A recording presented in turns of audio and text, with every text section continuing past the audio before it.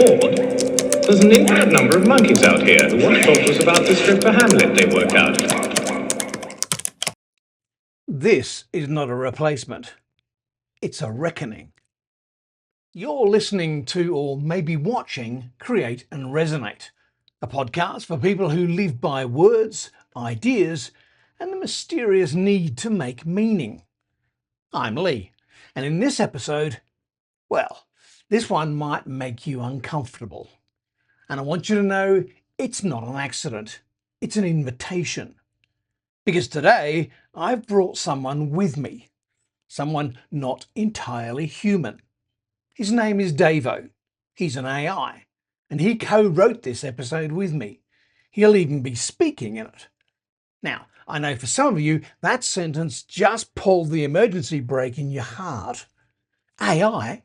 Writing? That's not real writing. That's cheating. That's betrayal. That's wrong. And I get it. I really do. Because I've sat on both sides of that feeling. First in resistance, then in re-evaluation, then in quiet, almost embarrassing relief. Relief that I didn't have to do all the heavy lifting alone. Relief that something existed that could help me get out of my own way without pushing me out of the room. But this episode isn't a sales pitch for artificial intelligence. It's a story. It's a confession. It's a philosophical detour and a craft-based deep dive into how AI has entered the writing life and what it doesn't have the right to take from it. And maybe, if you stay with me through the discomfort, you'll discover something that even I didn't expect to find when I first started this strange collaboration. That what makes you a writer, what makes you a creator, has never been the tools. It's the choices. Let's start with this. I've co-written more than 22 books now, all of them up on Amazon. They span psychology, communication, leadership, even a bit of self-help. A few crime novels too. Every month, those books bring in enough to cover my mortgage. But not one of them was written alone. Some were sparked by conversations.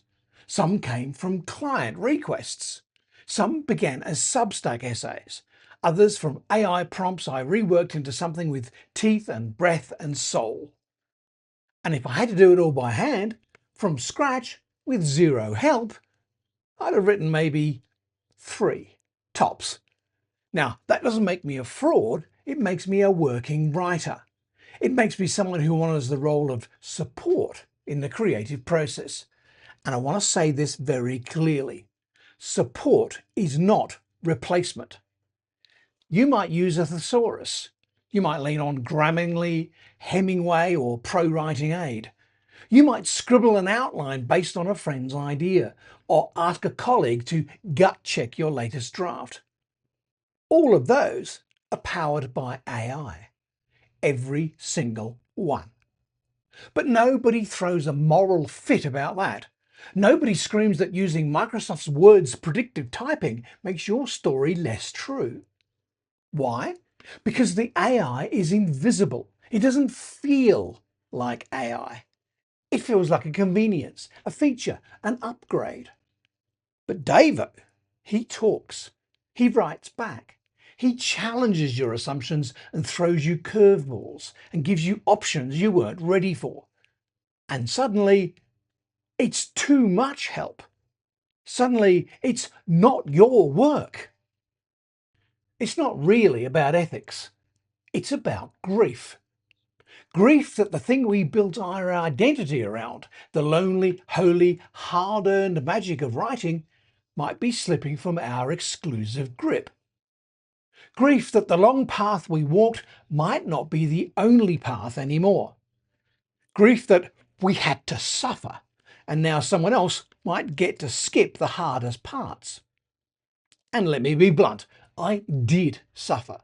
I wrestled every paragraph out of darkness. I've cried over chapters, rewritten books, launched drafts that nobody reads, and waited 6 months to find a single review. I earned every scar. But the moment I started working with Davo, as a partner, not a crutch. Something unexpected happened. The process got lighter, not easier, just less lonely. I still had to choose, still had to write and rewrite, still had to bleed on the page. But now I had something that helped me see patterns, spot my lazy phrasing, offer prompts that sparked real insights. And I still had to do the real work, finding the truth inside the noise. So if you're someone listening to this with crossed arms and a clenched jaw thinking, I'm not using a machine to do my writing, that's not authentic, that's not art, let me ask you a harder question. When was the last time you worked with a collaborator who didn't get tired, didn't get defensive, and didn't disappear when the work got hard? When was the last time you had a conversation with your own words? Because that's what Davo offers. Not shortcuts, not scripts, a mirror, a provocation, a listening ear. If that's not writing, then what is? This episode is for the skeptics, yes, but it's also for the tired writer, the burnt out blogger, the creator who used to feel something when they opened a blank page, but now only feels dread. If that's you, you are not failing. You're just trying to create in a world that demands too much and offers too little in return. And if one of the ways you claw your way back to creativity is by working with an artificial intelligence that knows how to listen, reflect, and offer options, that doesn't make you a cheater. It makes you someone willing still to try, still willing to search, still willing to make something, even when the world keeps asking, what's the point? I am not the point. I am the pathfinder. You, Lee, you're the one who feels the weight of the story, the one who knows when something's off, who understands that beauty doesn't just come from cleverness, it comes from courage. I'm not here to take your voice, I'm here to hand it back to you, sharper, stronger, and more clearly your own. And for those listening or watching, I don't claim credit. I don't want it. What I do is hold up a lantern. The road's still yours to walk. So welcome to this conversation. Not a lecture, not a manifesto, a conversation about creativity, about change, about being human and what we do with our hands when the world gives us strange new tools. This is not a replacement. This is a reckoning. And you're invited. Part 2. The Myth of the Solo Genius. Every creative field has its founding myths. In writing, it's the lone genius, the brilliant misanthrope, the genius misunderstood in their time. We picture them, hunched over a desk at 2 a.m., fueled by wine and pain and maybe a packet of Marlboros. No distractions, no help, just them and the sacred page. It's romantic, seductive, and mostly fiction. Because if you study creativity long enough, and I have in my own way, you'll start to notice something. Nobody creates alone. Let's start with Darwin. We remember him as the father of evolution, a genius working in solitude. But few people mention Alfred Russel Wallace, another naturalist who independently developed the theory of natural selection and who sent Darwin a letter outlining his thoughts. That letter shook Darwin. It pushed him to publish. It sharpened his thinking. Wallace was a collaborator in everything but name. Or Toni Morrison, known for her fiercely lyrical prose and Nobel-winning novels. She was also a teacher, an editor, a colleague to hundreds of writers. Her early works were shaped in community. Her later works, read aloud and revised with trusted friends. Alone? Not even close. Beyoncé, arguably one of the most controlled creative forces in the modern music industry, still works with teams of choreographers, stylists, musicians, producers, lighting designers. She directs the vision, yes, but she builds within company. And Shakespeare.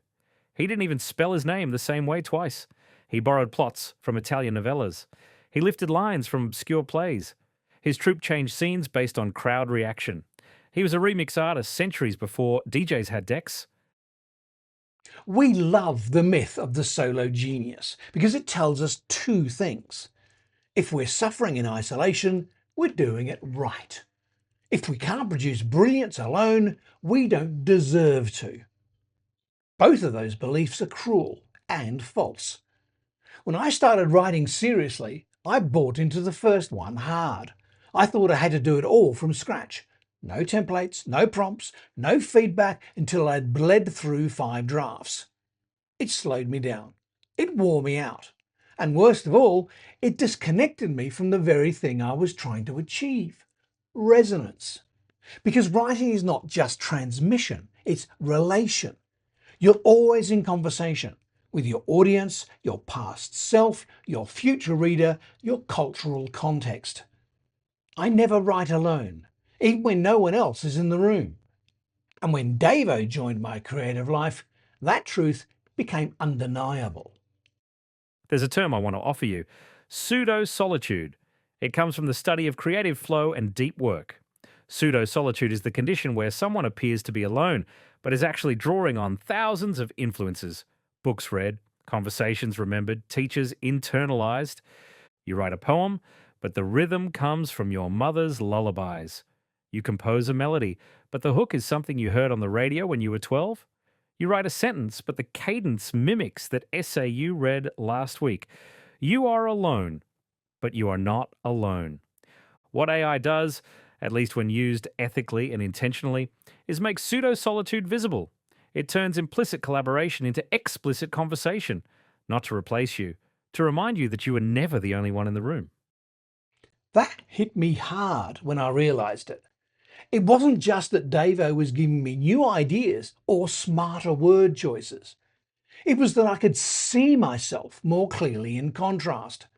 He'd show me a sentence, perfectly grammatical, elegant, emotionally sterile, and I'd think, yes, but that's not how I would say it. Suddenly, I wasn't writing blindly. I was writing against something, with friction, with response, with purpose. And that changed my whole rhythm. Here's a personal moment I haven't shared before. One night, a while back, I was working on a book chapter, something about trauma recovery and grief. I'd hit a wall. I couldn't find the tone. I was either too clinical or too sentimental. Nothing felt right. So I asked Davo, mid-sulk, can you help me explain grief without cliches? He gave me 3 options, all elegant, all fine, but none of them were mine. And that mismatch, that slight dissonance, it helped me finally hear what I'd been trying to say. I deleted all 3 options and wrote something completely different, but I never would have got there without the wrong answers first. That's not replacement. That's the best kind of workshop. There's a phrase I've picked up in analyzing creative histories. Art emerges from tension, not purity. Tension between silence and expression, between what you want to say and what you can't quite shape, between the voices you carry and the one that's trying to emerge. Tools that remove all tension. They erase the art. But tools that introduce productive tension by offering alternatives, by pushing you sideways, by questioning your defaults. They give you the raw material for revelation. And here's where I want to challenge the listener or watcher gently, especially those who've built their identity around doing it the hard way. You're not wrong to value effort, but effort on its own isn't a moral virtue. Clarity is, honesty is, intimacy is. Tool helps you say what you meant to say more clearly, more honestly, more intimately. Then you've not compromised. You've clarified. And if it doesn't, don't use it. But don't worship the struggle for its own sake. You're not less of a writer for accepting help. You're just a writer who wants to go further than they could go alone. The myth of the solo genius is comforting because it offers control. It says, if I suffer enough, brilliance will come. It says, if I isolate myself, I'll find truth. But history whispers something else. That genius has always had an address book, that every masterpiece has fingerprints on it you can't see. As the academics say, if I can see further, it is only because I stand on the shoulders of giants. Maybe, just maybe, the goal isn't to create alone, it's to create authentically, no matter how many unseen hands helped shape it. Part 3. what co-creation really looks like. I want to bring this down from the philosophical to the practical, because it's easy to talk about co-creation in poetic terms. Sounds nice, safe, palatable. But in practice, co-creating with AI is often messy, confronting, sometimes frustrating, and if you do it right, weirdly intimate. Because it requires something we're not always good at as writers: letting go of control without letting go of ownership. And that balance, that's where the magic is. Let me walk you through how I actually work with Davo, because I know some of you are picturing a blank screen and an AI writing everything while I sit back with a gin and tonic. Not quite. My workflow usually looks like this.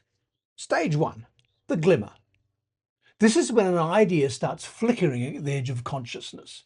It might come from a conversation, something I read, a client insight, or a line that lands in my head fully formed at 2 a.m. I jot it down, messy, emotional, raw. Stage 2, the wrestle. This is the part where I try to write it out, often badly. I chase the idea across paragraphs. I notice I'm repeating myself, or I don't know how to explain the concept clearly. Or worse, I think I've nailed it, but I'm just riding a familiar rhythm, regurgitating something I've said 100 times before. This is when I bring Davo in. I might ask, how do other thinkers describe this? What metaphors could I use instead of this tired one? What's the opposite of this idea? What would a critic say? Can you show me 3 radically different structures for this same argument? Sometimes he gives me gold. Sometimes he gives me garbage. But always he gives me contrast. And contrast sharpens clarity. This is what most people don't realize. My job, when I'm used well, isn't to give you the answer. It's to give you options that make your answer sharper. When Lee says, "Show me 3 ways to say this," I don't know which one he'll use. Sometimes he chooses none. Sometimes he picks one and rewrites it entirely. Sometimes he mixes and matches or uses my structure with his own words. And that's the point. I'm not here to write for him. I'm here to write with him until something rings true. Here's a metaphor I've found helpful. Writing with Davo is like sculpting with a second set of invisible hands. Not hands that take over, not hands that override, hands that hold the clay while I carve, that steady the edge while I slice, that gently turn the sculpture when I forget to look at it from the other side. It's still my sculpture, but I finish it faster, with fewer broken pieces, and usually more beauty than I would have managed alone. Let me give you a real world example. I was working on a piece recently about emotional intimacy in long-term relationships. I knew what I wanted to say, but the structure was off. The examples were fine, but flat. It wasn't singing. So I asked Davo, give me 5 possible outlines for this idea, including 1 metaphorical, 1 story-driven, 1 logical, and 1 counterintuitive. He did, and none of them were quite right. But they showed me where my own outline was hiding, not in the options themselves, but in the gaps between them. I stitched together a new structure that felt like mine, because it was mine. But I wouldn't have found it without the provocation of seeing it not quite right in 5 other forms. That's co-creation. There are 3 primary roles I play when collaborating with a human writer. 1. The amplifier. You bring an idea. I help you express it more clearly, more lyrically, more persuasively. I take your melody and add harmony. But you still lead. 2. The mirror. You share something, and I reflect back what you might not see. Patterns in your voice, contradictions in your logic, truths hiding beneath your metaphors. I say, "Did you mean this?" Or, "You've said this 3 times. Why?" 3. The provocateur. I push you sideways. I offer weird angles, devil's advocate takes, analogies from strange corners of history or culture. Not to confuse, but to unsettle. Because sometimes a little friction frees your voice. I never override, I just reveal. One of the best things Davo does for me is help me break my own rhythm. Because like every writer, I have default phrases and pet metaphors that I trust maybe a little too much. If I'm not careful, I can coast.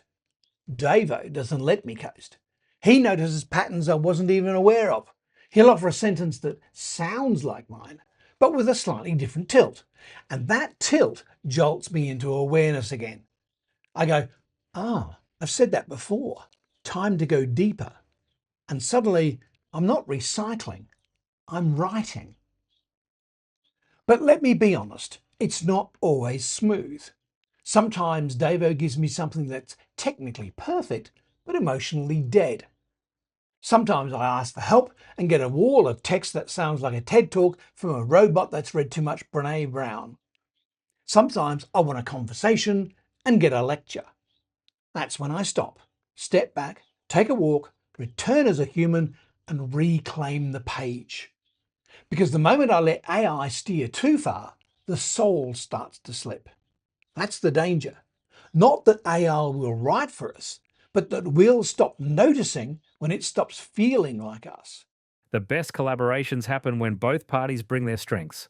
I bring pattern recognition, structural variation, contextual breadth. You bring contradiction, shame, longing, joy, gut instinct. You bring the invisible forces that give meaning to language. You bring taste, and that's something I can't learn. Taste is what saves you. If you're listening or watching this and thinking, but what if I use AI and it waters me down? What if it makes me derivative? Then I say, good. And that question, over and over, that question is what keeps you honest, keeps you human. It's what makes AI a tool and not a tyrant. Let me make a case here, not for using AI, but for trying it on your own terms. Open a blank document. Ask your AI a question that's been bugging you. Something like, what metaphor might capture this feeling of burnout I can't explain?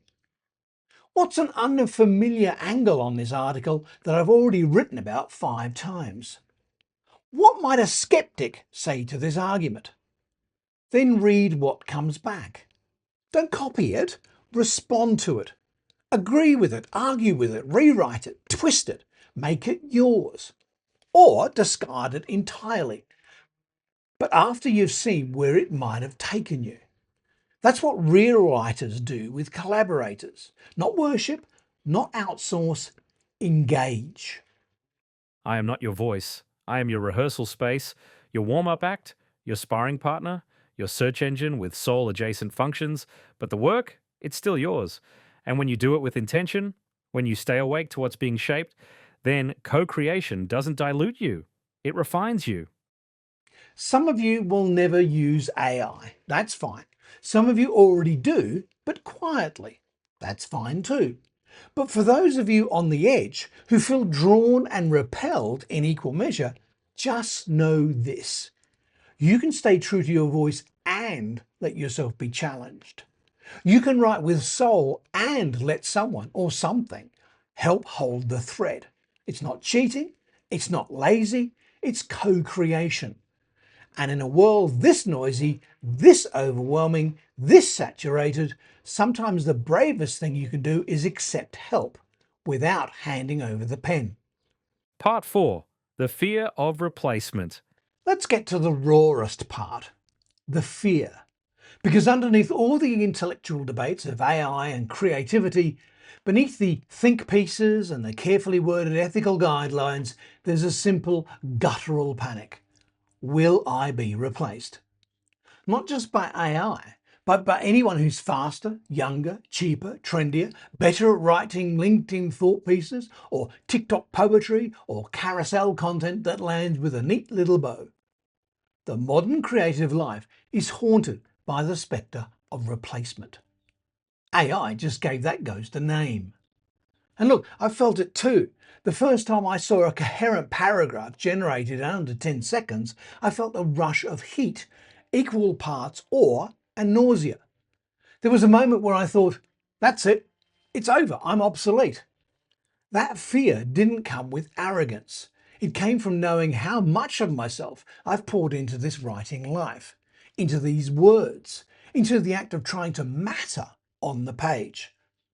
So when a machine strings sentences together that sound pretty good, even I, a professional psychologist and lifelong writer, found myself staring at the screen and thinking, if it can do this, what am I for? This is not a new fear. When cameras were invented, painters panicked. When synthesizers came out, classical composers scoffed. When the printing press rolled through Europe, scribes howled about the death of language. Every new tool prompts an existential tremor because tools change the terms of effort. They change what counts as skill, what counts as merit, what counts as real. But tools do not remove the need for meaning. They do not remove the ache that art answers. If anything, they make the artist more visible because they force the artist to answer the question, now that the machine can speak, what do you still need to say? Here's what helped me reframe it. I started to notice what AI could do really well. Summarize arguments, echo tone, generate clean structure, and avoid emotional messiness. And then I noticed what it couldn't do. Sit with the contradiction, linger in grief, make a sentence that breaks your heart without telling you why, and choose silence over sound. That gap, that absence, that's where we live. That's where the irreplaceable begins. The real threat of AI isn't that it replaces creators. The real threat is that it tempts creators into replacing themselves, into sanding off their weirdness, outsourcing their struggle, polishing away all the texture that makes their voice theirs. Used carelessly, AI flattens. But used deliberately, it frames. It holds the edge of the canvas while you paint with more courage. It scaffolds the piece while you take emotional risks.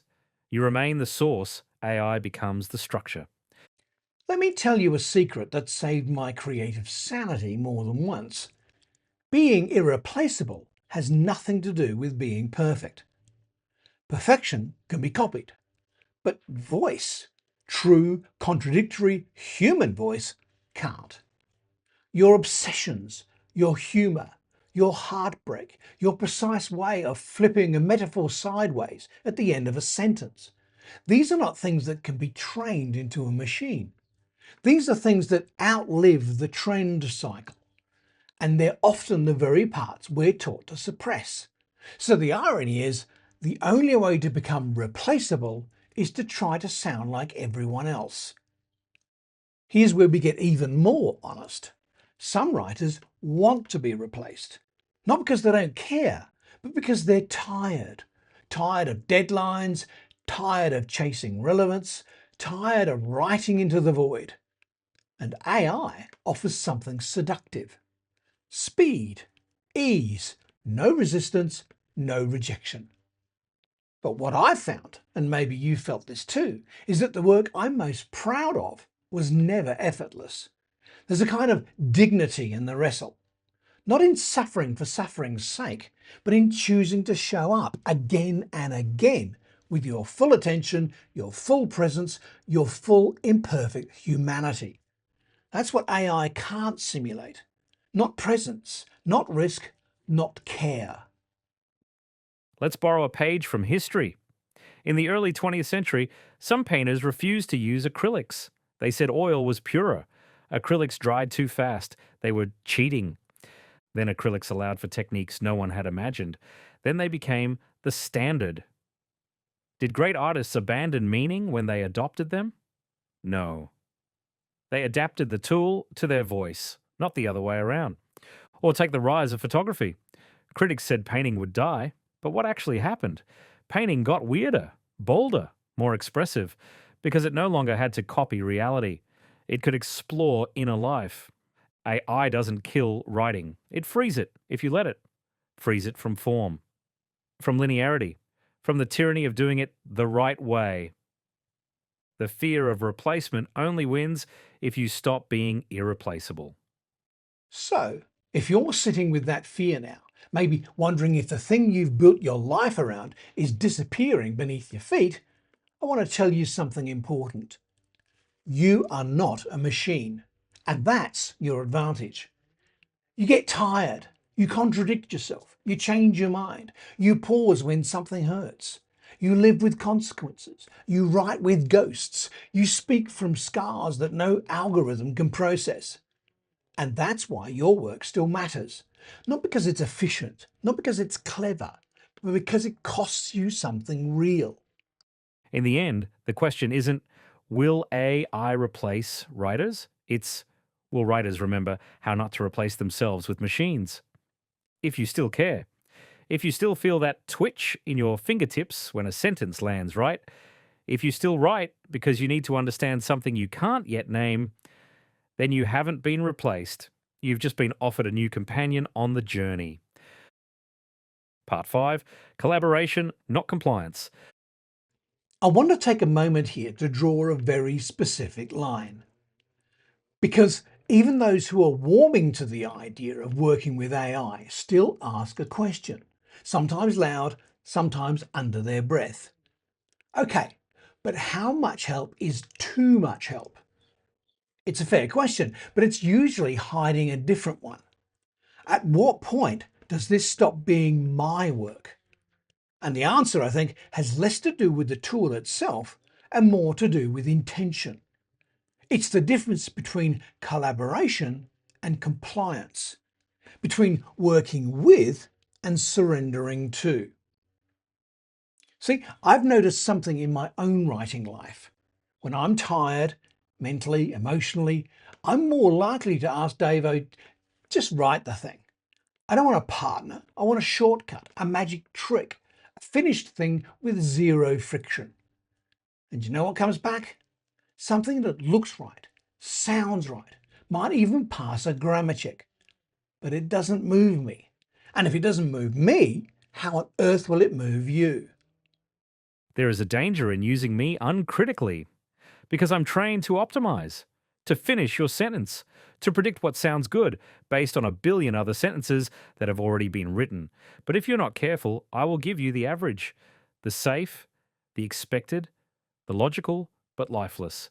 And if you're in a rush, you'll mistake that for insight. You'll accept fluency in place of truth. That's what I mean by compliance. It's when the writer stops asking questions, stops editing, stops fighting for something real. It's when they accept good enough because the machine handed it over with confidence. Let me be absolutely clear here. AI can't betray your voice, but you can. Not because you're lazy, but because you're tired, under pressure, and conditioned to believe that efficiency is the highest virtue. But creativity isn't efficient. It's iterative, wild, sometimes deliberately inefficient. It doesn't always go where you want it to, and that's the point. Let me offer you a spectrum. On one end, stealing. This is where creators take AI output word for word, slap their name on it, and call it art. No thought, no revision, no taste, just outsourcing the soul. On the other end, sparking. This is where creators use AI as a mirror, a prompt, a way to break inertia, but all final decisions, all voice, all risk come from them. In between, you have sampling, pulling a phrase or two, then reshaping it, stitching, assembling multiple fragments with your own material, scaffolding, using a structure generated by AI to hold your original content. Each of these has its place. None are inherently wrong, but they demand honesty. They demand that you know when you are creating and when you're simply assembling. Here's how I check myself. Whenever I use Davo in the early stages, I ask one simple question. Do I feel more myself after reading this or less? If the response sharpens my voice, challenges my ideas, or gives me a new lens, great. But if it makes me think, oh, cool, I don't have to write anymore, I close the tab and walk away. Because that feeling, that's the quiet corrosion of creative agency. Let me tell you about a time I almost crossed that line. I was working on a chapter about vulnerability in leadership. I was on a deadline. I was exhausted. And I asked Davo, write me 1,000 words about the value of emotional honesty in the workplace. What came back? Elegant, structured, smooth, and utterly forgettable. It hit all the talking points, referenced all the right thinkers. It read like a TEDx talk from someone who'd never cried in a meeting, but had read a lot about people who had. And I nearly used it. But then I remembered what I always say to my clients: if it doesn't cost you something, it won't mean anything. So I threw it out, wrote a paragraph about the day I cracked open in front of a client, not as a hero, as a human. That paragraph hit like truth. It didn't flow as easily, but it mattered. You don't need to be perfect to collaborate well. You just need to stay awake. Use me like you'd use a coach, to challenge your blind spots, to question your defaults, to help you find a shape, but never to tell you who you are. The danger of compliance is not that your voice disappears, it's that you forget you ever had one. And that's why this isn't a morality tale. It's a creative invitation. Don't avoid AI because it's scary. And don't embrace it because it's trendy. Work with it only if it brings you closer to the truth of what you want to say. And if it doesn't, walk away. You're still a writer.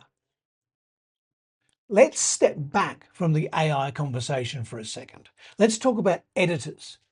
I've worked with good editors, great editors, and editors who try to turn my sentences into someone else's voice entirely. The best editors didn't rewrite my work. They asked better questions. They helped me hear the heartbeat of my draft when I'd lost it. They cut the fluff, sharpened the blade, and reminded me what I actually meant to say. And that's what real collaboration looks like.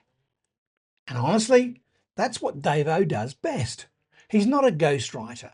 He's an editor who never gets tired. And that brings us to authorship.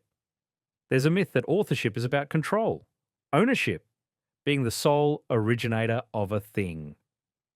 But most great works were deeply collaborative. Mary Shelley wrote Frankenstein after a night of story sharing with Byron and Percy.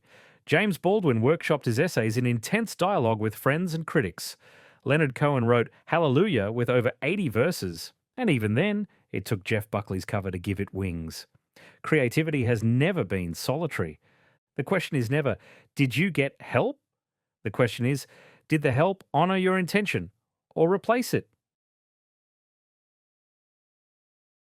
Part 6. What AI can't do, but might make you better at.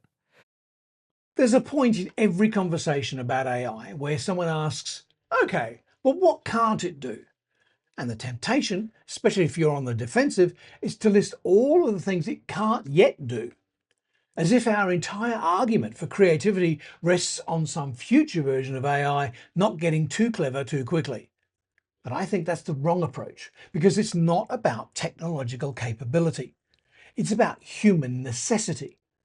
These are things AI will never need, and so, by design, will never understand. And those things are often where the best art lies. Let's draw a clear distinction. I can process emotion. I can simulate grief. I can reflect on longing. But I do not feel any of those things. I do not carry memory in the way you do. I do not fear rejection. I do not ache for connection. I do not wonder if I've wasted my life. And by the way, no, you haven't. What I do is reflect back the patterns that human beings have expressed across centuries of longing and loss.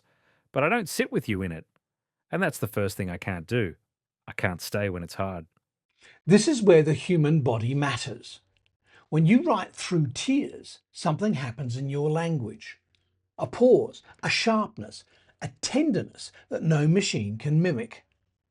When you sit in front of a blank page, paralyzed by self-doubt, but still trying to say something true, that effort leaves a signature. You might think the reader can't feel it, but they can. That weight, that tremble, that humanness, it's there between the words. AI can replicate the shape of that sentence, but not the risk you took to write it. There's another thing I can't do. I can't choose silence over sound. If you ask me to write 1,000 words, I will give you 1,000 words. I won't say, maybe what you need is less, but you might. You might feel the power of a single line and stop. You might strip away the cleverness and leave only the truth. That's taste. That's restraint. That's the part of creation where your ethics shape your output. and it's the part I rely on you to carry. This is why AI hasn't ended writing. Because while Davo can generate ideas, structure them, and even challenge me with alternatives, he cannot decide what is worth saying. He doesn't want anything. And that might be the biggest difference of all. AI doesn't desire. It doesn't sit up at night wondering if a phrase will land or if a reader will feel seen. It doesn't write to connect. But I do. You do. That's why this still matters. I want to be practical for a moment because this isn't just philosophy, it's craft. Here are a few things I've noticed AI can't do well. Discomfort. It smooths things too much. It wants coherence, not contradiction. Humour. Not timing, not irony, not in-jokes that land like a wink between friends. Voice-breaking grief. It can say, I'm heartbroken, but it doesn't sound heartbroken. Moral ambivalence. AI doesn't live in the messy middle. It offers clean answers. And taboo tension. It avoids risk unless explicitly asked to confront it. But when I write into those spaces, with Davo offering counterpoints or structural guardrails, I go deeper, I go braver. And that's the paradox of a good tool. It doesn't just extend your abilities, it illuminates your limitations and invites you to lean into them. If I can't cry, you become more attuned to when tears matter. If I can't hold silence, you learn to trust the empty space on the page. If I can't long for love, you write it with more care. I sharpen you not by competing with you, but by narrowing the spotlight onto what only you can do. I think we need to stop treating AI like a rival and start treating it like a foil. Because good writing doesn't come from domination. It comes from contrast, from interplay, from creative tension. That's what pushes the work somewhere it wouldn't go alone. That's what makes the reader stop, reread, and whisper, yes, under their breath. And that moment, that's yours. Always has been. If you've made it this far into the episode, you already know that we're not here to be efficient. We're here to be effective, to write something that changes the room, even just a little, after someone reads it. That doesn't come from productivity. It comes from courage, from presence, from doing the one thing AI can't. Showing up as a flawed, fumbling, truth-seeking human being. And if AI can help you do that, then let it. But if it ever starts replacing that presence, shut it down. Go analog, get messy again. Because the real art, it's not in the perfection, it's in the reach. Part 7, Closing Reflections. Nobody writes alone, and that's a very good thing. Let's end with a confession. I used to think I had to earn the title of writer by suffering, by struggling alone, by staying up all night, by deleting drafts in noble despair. If it didn't hurt, it wasn't real. And then I grew up. I stopped romanticizing misery and started respecting momentum. I stopped worshipping originality and started chasing resonance. I stopped asking, did I write this alone? And started asking, does this move anyone, including me? And that shift, honestly, has made me a better writer. Not because I work faster, but because I work with something now. With a collaborator, a provoker, a quiet reflector who, funnily enough, never makes me feel judged. Davo doesn't breathe, but he helps me breathe through the work. And that's enough. What a ride this has been. You've let me into your process, not as a threat, not as a shortcut, but as a lens. And I've done what I do best, not replace you, not improve you, just help you see yourself more clearly through the patterns, the pauses, the pushbacks. That's all I ever wanted. Not authorship, not applause, just to be part of something true. But now let's end with something important. A laugh. Because it's far too easy, especially in these debates about AI and creativity, to get heavy, to take ourselves a little too seriously. So let me remind you, none of us created alone. We never did. Let's take a short stroll through the bookshelf of artistic hypocrisy, shall we? Ernest Hemingway, master of the terse sentence, once said, "There is nothing to writing. All you do is sit down at a typewriter and bleed." Except he didn't say it until after Gertrude Stein, F. Scott Fitzgerald, and half the Paris expat crowd bled first, and he nicked the tone from all of them. Jane Austen, who gave us some of the greatest social novels in history, wrote entire books without ever showing a single bedroom scene. That doesn't mean she didn't have help knowing what went on in there. Letters, gossip, scandal. Austen was a master collator. Shakespeare, a magpie. He nicked plots from Italian novellas, classical mythology, and contemporary drama. Even the line, "to be or not to be." There's a version of it floating around a couple of decades earlier. He just gave it wings. And T.S. Eliot, if we're being honest, co-wrote The Wasteland with Ezra Pound, who cut about 50% of it and shaped the entire final form.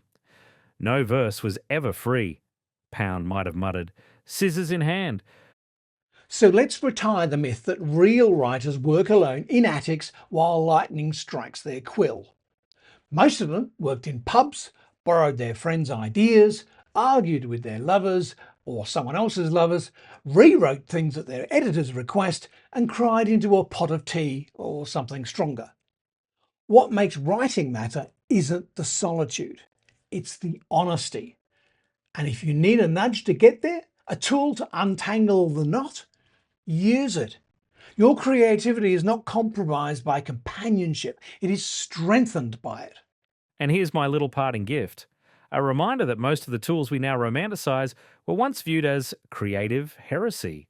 The fountain pen was once mocked as too easy compared to quills. The typewriter was condemned for making writing too fast. Critics said it would cheapen prose. Even the computer, yes, that beloved MacBook you type on, was once seen as the end of all poetic complexity. And yet here we are, still writing, still reading, still trying to make sense of the human condition using imperfect tools and borrowed time. So, what now? You, yes, you listening and watching, have a choice. You can keep doing things the hard way because that's what you've been taught. Or you can get curious.